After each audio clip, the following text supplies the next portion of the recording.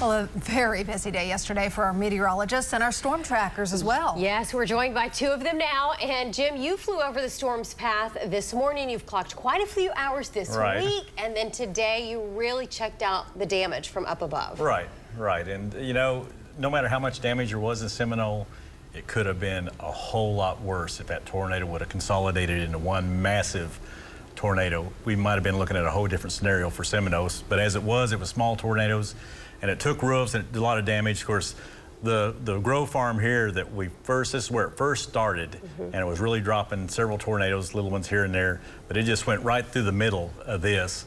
And that's the aftermath of that, and the people in the trailers because they live in those trailers. And they're rolled up and destroyed. And then as it moves on into Seminole, that's the first look at Seminole when I came back in. You know, and there are buildings that suffered a lot of damage, but you see roofs, but you know what?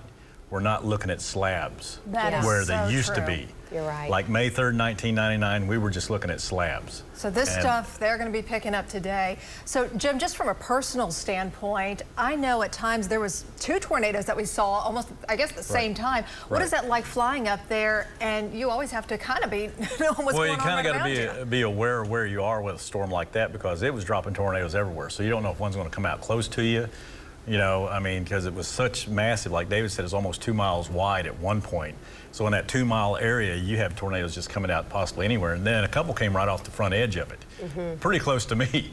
But, you know, that was just that type of storm it was. But like I said, if there's, you know, I hate to see any damage. But one thing that has not been brought up, have we heard of any injuries or loss of life in this? There were very minor injuries that we heard of last night where so it's just a testament to what we do that we were able to get people out of the way of this storm and a major heads up.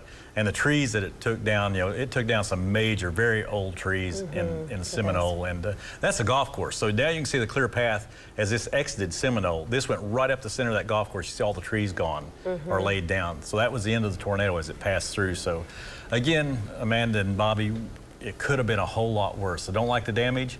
Right. But it could have, Seminole could be off the map today. Okay, you got to keep things in perspective. That's right. Jim, great work.